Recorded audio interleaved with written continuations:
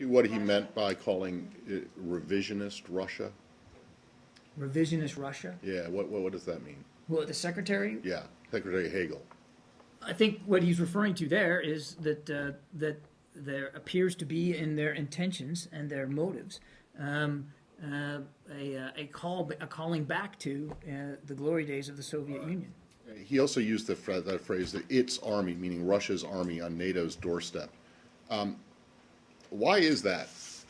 Is it not logical to look at this and say the reason that the Russian army is on NATO, the Russian army is at NATO's doorstep, is because NATO has expanded rather than the Russians expanding? That, in other words, NATO has moved closer to Russia rather than Russia moving closer to NATO? Is that not an accurate way to look at this? I think that's the way President Putin probably looks at it. It's certainly not the way that we look at it.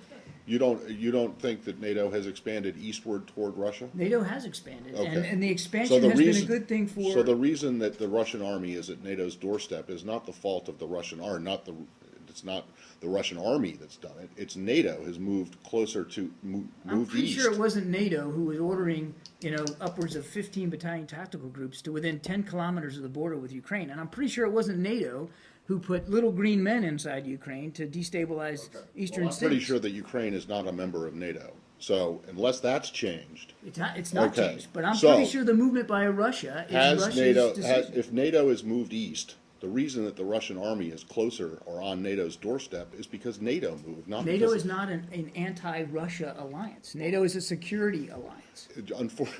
For 50 years, it was an anti-Soviet alliance. So Where's do you the not Soviet understand Union it? So do you not understand how, or can you not even see how the Russians will perceive it as a threat? And the fact that it keeps getting closer to their border, while their troops, I mean, the places where their troops are, you say their troops are, and may have been in Ukraine and Georgia, are not NATO members. I'm not going to pretend to know what goes in President Putin's mind or Russian military commanders.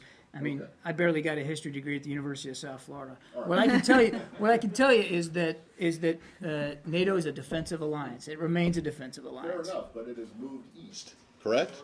I mean, that's just a fact. It has expanded, absolutely. Right, exactly. But there's no reason for anybody to think the expansion is a hostile or threatening move. And we've been saying that throughout the last 15 years, man. It's like you're moving closer to Russia. You're blaming the Russians for being close to NATO.